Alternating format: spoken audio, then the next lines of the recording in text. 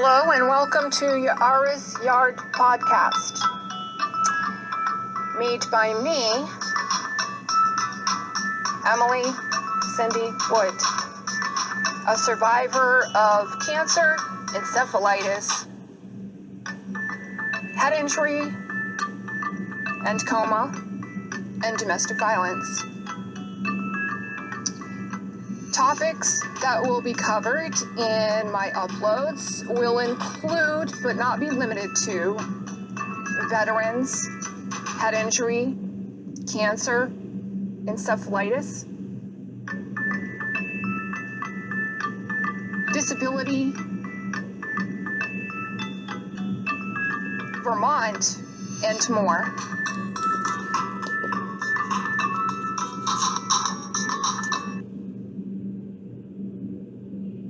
Hello everyone, it is January 19th, 2019, and it's around 9 o'clock at night where I'm at, and I'm in Rutland County in the state of Vermont, and that's in the northeastern part of the United States. Basically, what I plan on doing is talking about growing up in Vermont. Some things are not the way that they are now for kids that are growing up, no matter where you are. One of the things that everyone practically did when I was growing up was you got to ride in the back of a pickup truck without a seatbelt, without a helmet, and that was okay. I never broke a leg or got a concussion from it or anything else. The most abuse that happened from it was the wind would whip through my hair and I would get knots all over in my hair because I had long hair. And sometimes I didn't enjoy having to hold on in order to not that you would roll around all over in the back of the pickup truck, but so you didn't end up being jostled around too much. I believe I might have gone on a hayride when I was a lot younger. I'm 51 now, but I'm allergic to hay now. A lot of things I did when I was growing up I cannot do now. If I was a kid now, I would have to practically live in a bubble because my allergies and asthma are very bad. So I used to be able to hold cats and not have allergic reactions. Now I'm much more allergic to cats. I was allergic to dust. A lot of people are allergic to dust. I remember doing something called scavenger hunt, and basically you would get a list of clues, but in order to get to a destination that the clues would lead to, you would have to solve riddles, but you would have to solve them in order. And when you got to the end, then you would reach a destination, basically, and you and whoever else that was split up into small groups going through this scavenger hunt would all gather at this place at the end of the destination, and maybe you would have a pizza party or a barbecue or something else. And usually they did the scavenger hunt in the fall. Usually it was before Halloween, and it was not very warm out, and it was usually going on when it was dark. But that was one thing that I thought was fun. I didn't enjoy riding in the back of the pickup truck as much. I remember my cousins and my older sister and me riding bikes, and unlike nowadays, we were allowed to just ride around unsupervised, and as long as we were back before dark or in time for the next meal, then we were okay. We weren't in trouble. As long as we weren't doing something wrong when we were out riding the bike. Like, say, as long as you weren't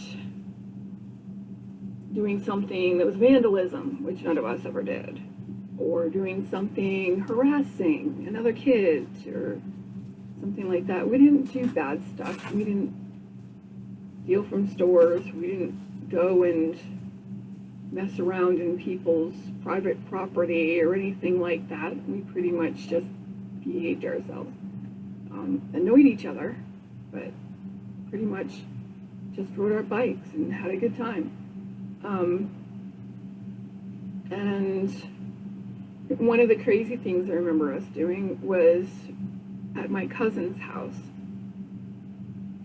I have two sisters. I'm the middle child. We would go to visit our cousins. And this particular set of cousins, there was 7 kids. Okay? So altogether, there was 10 kids when we got there. And I remember plastic sleds that we had that we called toboggans, or these plastic roll-up sleds that we had. I remember riding those down the flight of stairs over and over and over, and we didn't end up stopping usually until it was time for a meal. Maybe we, get tired or something, but usually we'd keep on going, and then somebody would land the wrong way and be crying their eyes out.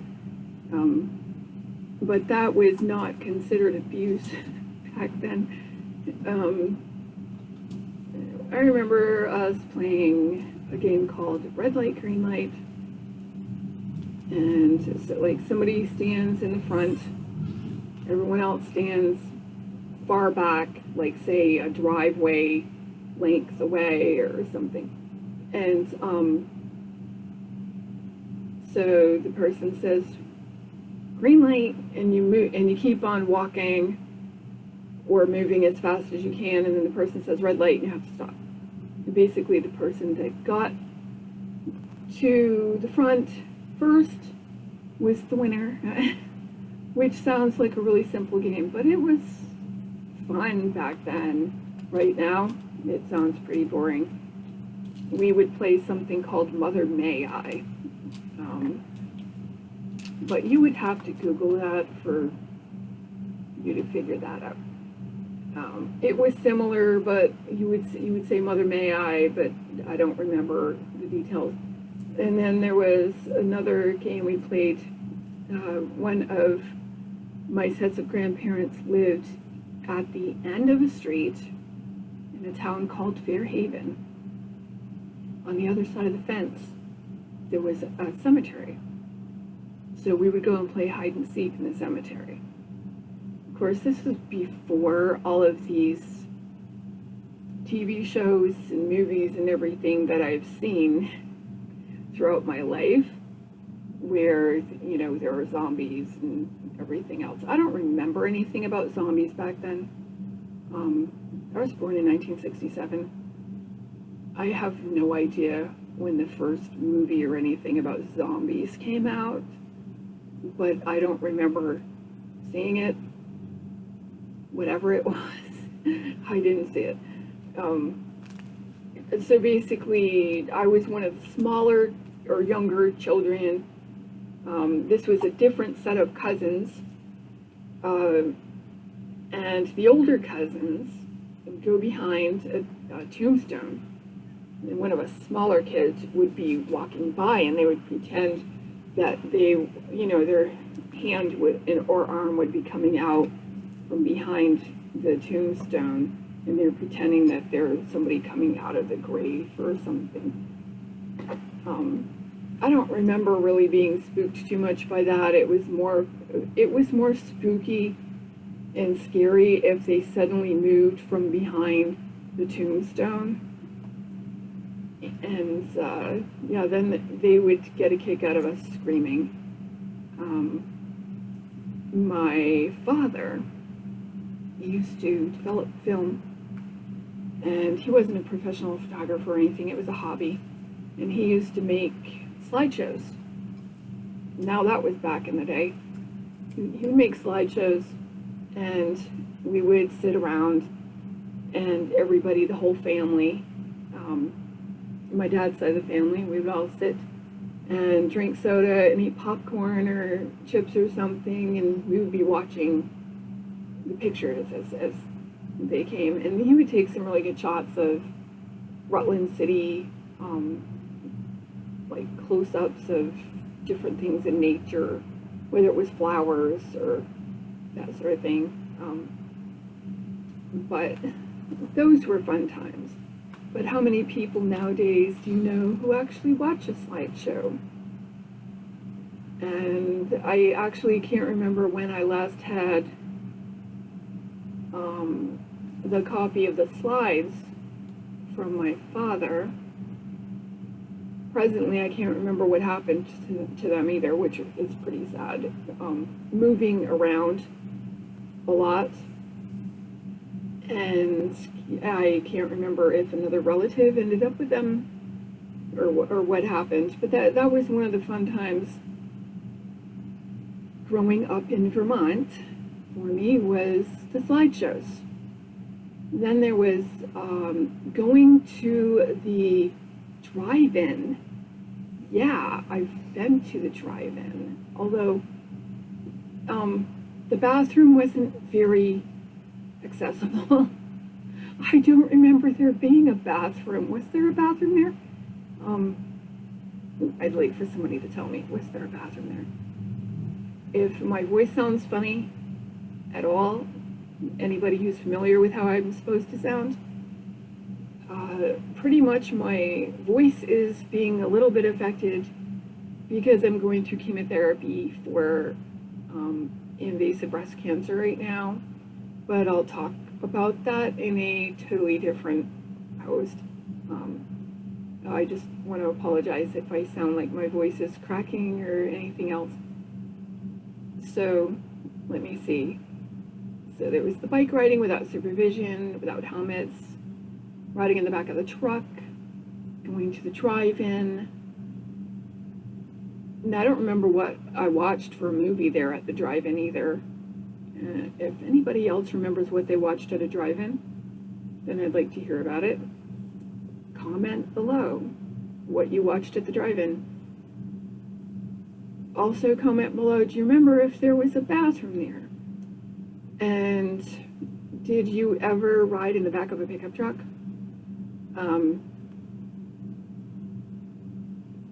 So like another thing that we did was build snow forts. I don't see many kids doing stuff like that now. Maybe they still do, but I see them stuck on iPods and tablets and things like that. I don't see them doing a lot of those kind of things, but it was fun to try to. We never actually made an igloo, but we would make walls and other things, make snowmen. People do make snowmen now. I know they do that. I remember walking to school when I was in high school, and school was not canceled when there was snow high enough to be over my hips or almost to my waist on the sidewalk, and we had to walk in the middle of the road or on the side of the road. And if you didn't go to school without the sidewalk, walking in the middle of the road or however you were going to get there, then you missed that day and you had to make up the work, because that was not a school day around here back then.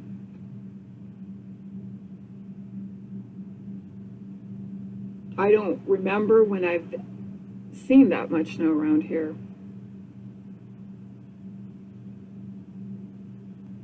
We used to make snow cones. We would take the snow, the fresh snow from outside, and put maple syrup on it or other flavorings and stuff. And that's something that no one is probably supposed to do at all now, whether they do it or not.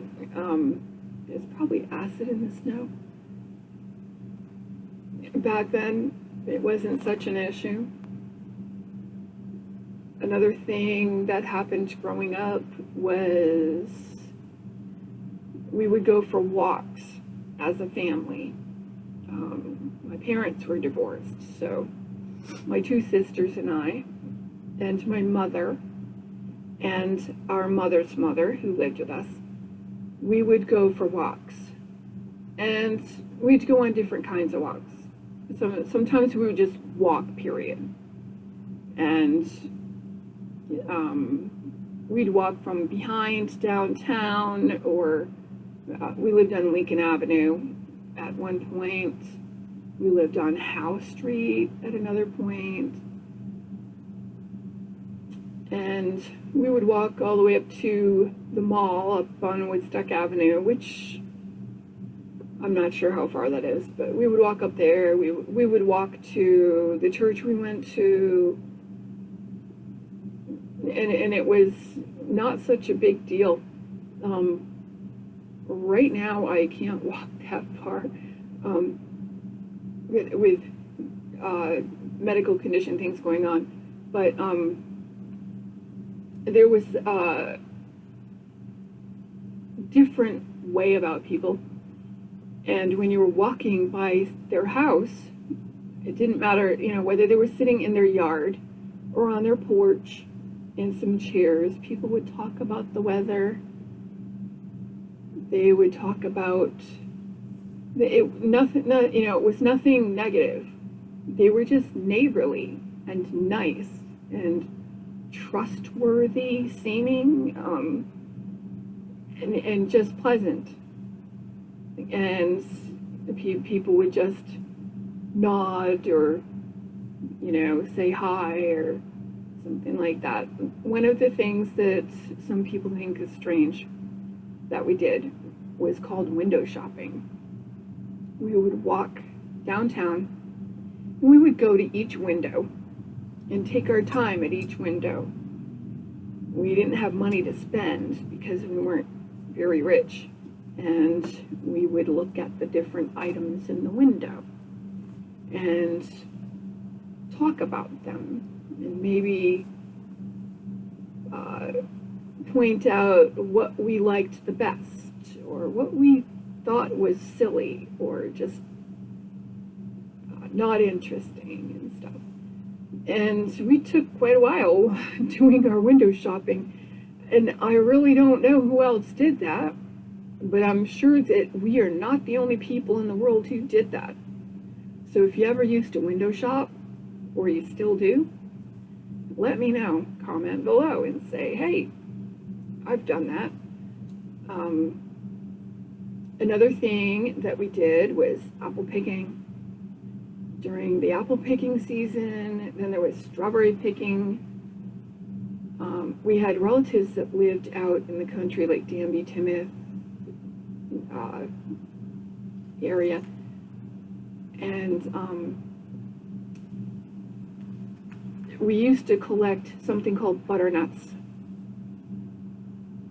I remember vaguely what they looked like, but I have no idea what they tasted like because I can't remember, and I don't remember what we did with them either.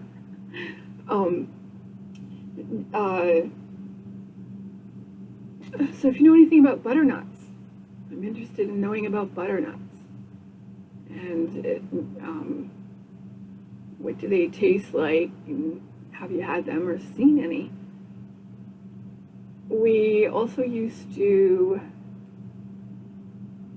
have cookouts at the lake with relatives.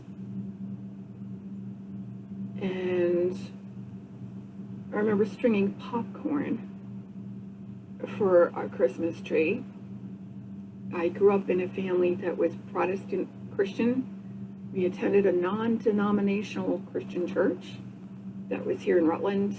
Presently, I am a conservative Jew, but one of the nice things that I remember that was fun about my childhood growing up in Vermont was stringing the popcorn for the Christmas tree.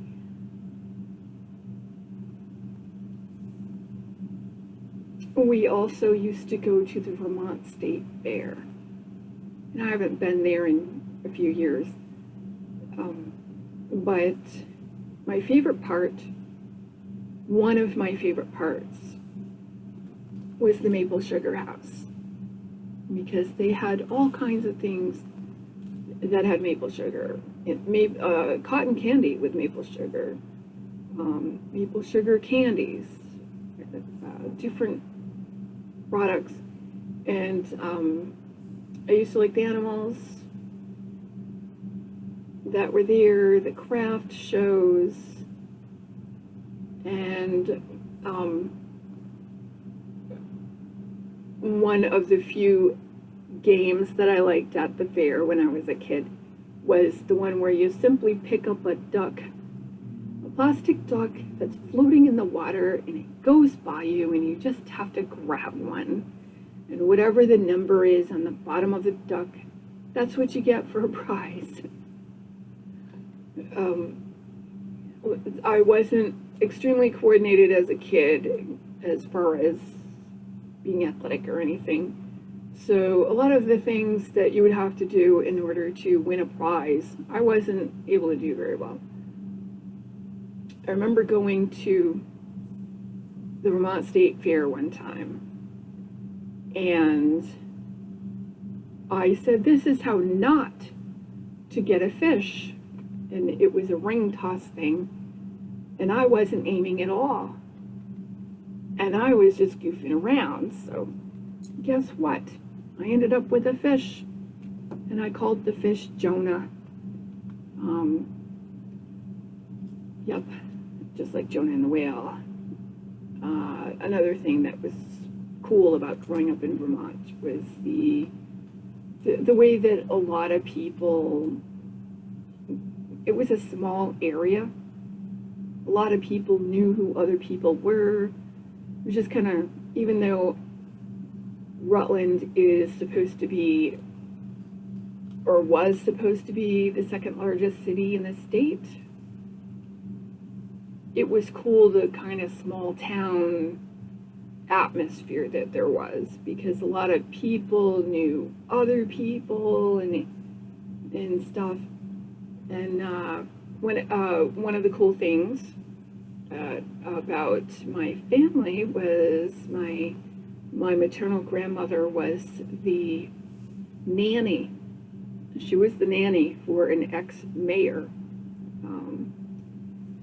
And so my mother and her sister, because their mother was the nanny for these children, they grew up with the children of the ex-mayor Foley. So that was kind of cool, because there was a lot of people that knew our family, or they were either related or they went to school with them or something. So another thing that was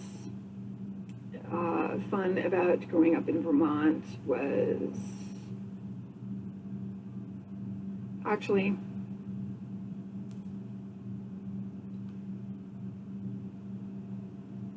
the food. I have to say the food.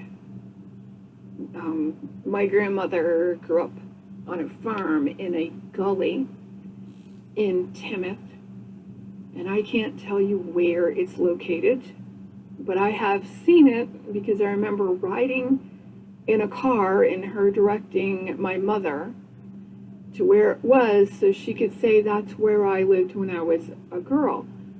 And to me, it was horrific. It was like, oh my gosh, it was like the wilderness. No, I mean, nobody was living there, and it was like all grown up and everything. I'm sure it was fun for her when she was a child, but one of the things that my grandmother used to do was she made something called Indian bread. It was like a sweet Johnny cake or sweet cornbread. She called it Indian bread or Johnny cake. And instead of all cornbread or all flour, she used half flour and half cornbread. But I've never been able to figure out the recipe. And the reason that she made it was something she had left over from Native American roots from our family, because Native Americans had married into our family, and my grandmother talked about having an aunt that was full-blood Native American, and just various relatives that were full-blood Native American. She had high cheekbones herself from it, which I was jealous about because I didn't get them. Another thing that was fun about growing up was just the neighborhood feel of the people in my life, you know, people from the church, people, the relatives and everything. But I just think a lot of the things, I'm only 51. My grandmother lived until she was, she was born in 1921. She passed away in 2006, possibly. And I can't tell you how many stories she told me, and you could still keep on listening because they were always interesting. And the thing is, they were unique. The stories of older people, you know. And I think we've lost a lot of that in our society. And I think it's really sad, because a lot of the stories that people can tell, and I'm 51, but there are things that I can tell somebody maybe 20 years younger, and they would be like, "What? I can't believe that." The thing is, it's only because I'm from a different decade. The thing is, a lot of people have the same stories from around the time that I was growing up. And the people from years gone by, you know, from my grandmother's and grandfather's time, I just want to point out, we have lost the uniqueness, the cleverness of the storytelling, and I hope that at some point we can get that back.